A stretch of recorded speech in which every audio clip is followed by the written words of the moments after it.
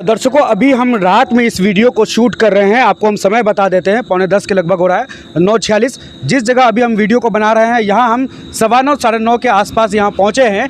आपको बता देते हैं कि अररिया में अपराधियों का मनोबल इतना बढ़ गया है कि अब आम नागरिक के साथ साथ रिपोर्टर्स या जर्नलिस्ट जो हैं वो भी सुरक्षित नहीं हैं।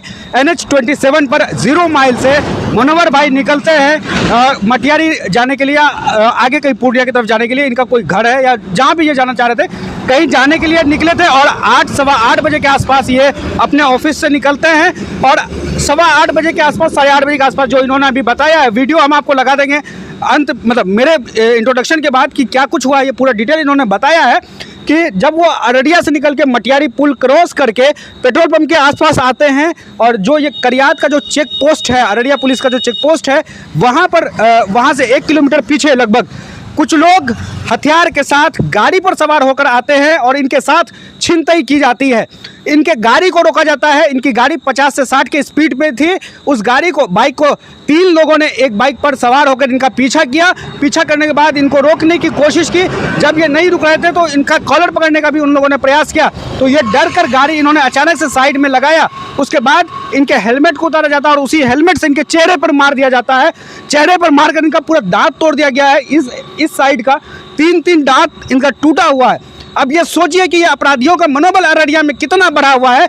जब आम नागरिक के साथ भी इस तरह की चीज़ें होती तो हम लोग वो खबर को भी कवर करते हैं और आपको दिखाते हैं। आए दिन कार्रवाई भी होती है। आम नागरिकों के खबरों को कई बार कवर करते हैं, कई बार FIR हो पाता है, नहीं हो पाता है, लोग डर कर FIR नहीं करते हैं। लेकिन मुनव्वर भाई अभी कह रहे हैं कि हम इस मामले में FIR दर्ज करवाएंगे। इनका मोबाइल छीन लिया जाता है, इनका पर्स छीन लिया जाता है। मुनव्वर भाई ने क्या कुछ डिटेल बताया है हम आपको लगा देंगे। लेकिन प्रशासन से भी अपील है, ये वीडियो हो सकता है कि FIR हम एप्लीकेशन दें या FIR की प्रक्रिया शुरू हो, उससे पहले ये वीडियो आप तक पहुंच जाए। तो आपसे अपील है कि इस तरह जो सुनसान ये रास्ते हैं तो इस पर गश्ती बढ़ाने की ज़रूरत है। अभी हम अररिया से जब इनके सहयोगियों द्वारा हमें इन्फॉर्मेशन दिया गया कि इनके साथ यहाँ छिनतई हो गया है, अररिया से हम निकलते हैं करियात के लिए। एक भी जो है पेट्रोलिंग की गाड़ी हमें हाईवे पर नजर नहीं आती है और 8 बजे के आसपास NH पर छिनतई हो रहा है। मुनव्वर भाई ने अपना काफ़ी दर्द बयां किया है, वीडियो हम आगे लगा दे रहे हैं, आप सुनिए। मेरा नाम मुनव्वर आलम है। मैं ट्रू रिपोर्ट्स नाम से न्यूज़ चैनल चलाता हूं। मैं करीबन जो है अररिया से असदुद्दीन ओवैसी साहब का प्रोग्राम ख़त्म हुआ और उसके बाद मैं लगभग 8:15 के बाद ही मैं अररिया से निकला हूं और मैं 55 या 60 के बीच में मैं पहुंचा और रास्ते से आ ही रहा था। मैं पहुंचा मटियारी और मटियारी के बाद जो पेट्रोल पंप है, पेट्रोल पंप के बाद बस आधा किलोमीटर होगा खूब से खूब, वहाँ पे पहुँचता हूँ तो मेरे पीछे से 3 लोग आते हैं और बड़ी गाड़ी है, शायद वो अपाची हो या पल्सर हो, मुझे एग्जैक्ट याद नहीं है, क्योंकि वो देख नहीं पा रहा था। मेरे सामने, मैं इतनी स्पीड में गाड़ी मेरी है 55 से 60 किलोमीटर की स्पीड पे, और अचानक 3 लोग आते हैं और मेरे सामने रोक देते हैं। पहले तो मेरा ऐसा, शायद वो गर्दन पकड़ने की कोशिश कर रहे थे, तो मैं जब ऐसे झुका तो फिर मेरे आगे ले जा करके वो गाड़ी रोके। मैं इतनी स्पीड में था, किसी तरीके से अपनी बाइक रोका। मुझे लगा कि मैं कहीं गिर जाऊँ तो शायद मेरा पैर हाथ, उसी समय मुझे लगा कि मैं अगर गिर जाता तो मेरा पैर हाथ पक्का टूटता। तो जैसे वो लोग, तो मैं किसी तरह से बाइक को रोक लिया। मैं उनको बोलने लगा, क्या कर रहे हो, मैं मीडिया से हूँ, ये बोलने लगा। वो आकर के मेरा हेलमेट खोलना शुरू कर दिया और मुझे बंदूक दिखाने लगा। 3 लोग बैठे हुए थे एक ही बाइक पे, पीछे वाले के पास बंदूक था और बीच में जो एक बंदा बैठा हुआ था वो मास्क लगाया हुआ था। और उसके बाद एक बंदा बंदूक लिए हुए मेरे पास आता है और मुझे बोलता है हेलमेट खोलो, हेलमेट खोलो। तो मैं हेलमेट मैं खोलने की कोशिश करता हूँ, उसी बीच वो मुझसे ऐसे करके वो खुद से उठा लेता है। उसके बाद हेलमेट हाथ में ले लेता है और मेरा जेब वगैरह चेक करना शुरू करता है। मेरे पीछे जो है पर्स रखा रहता है, मेरे पीछे वाले जेब पे वो ले लेता है। मैं उसको बोलता हूँ भाई मोबाइल मत लो। मोबाइल भी ढूंढना शुरू करता है। यहाँ पे मेरा आगे वाले जेब पे मोबाइल रखा रहता है, वो मोबाइल ले लेता है। उसके बाद मेरी तलाशी शुरू कर देता है। मैं रिक्वेस्ट करता रहा और मैं रिक्वेस्ट कर रहा था, मैं कुछ भी, मेरे पास कुछ चारा ही नहीं था। मैं रिक्वेस्ट कर रहा था, इसी बीच हेलमेट से मेरे चेहरे पर मारता। उसी समय मेरे लगभग 3 दांत टूट गए हैं। ये जो दांत है मेरे, तीनों दांत शायद टूटे हुए हैं। अभी ये देख पा रहे होंगे आप, ये पूरा टूटा हुआ है। ये इसके बाद यहाँ चोट लगी है। और ये जो हुआ, ये यहाँ जो करियात कैंप है, पुलिस कैंप, यहाँ से महज 1 किलोमीटर की दूरी पर है।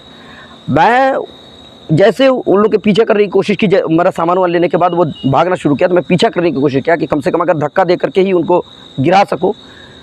मेरे ऊपर बंदूक तान दिया मैं समझ गया कि अगर इसके पीछे मैं दौड़ता हूँ तो हो सकता है गोली चला दे, और गोली चला देगा तो मुझे वहाँ से उठा करके लाने वाला कोई नहीं है। और बहुत गाड़ियाँ उस समय जो है ना बिल्कुल नहीं थी बीच में, और इसलिए मुझे लगा कि मैं अगर गिर जाऊँगा तो कोई उठाने वाला नहीं है। बीच में दो या कार गई, लेकिन वो लोग रोका नहीं।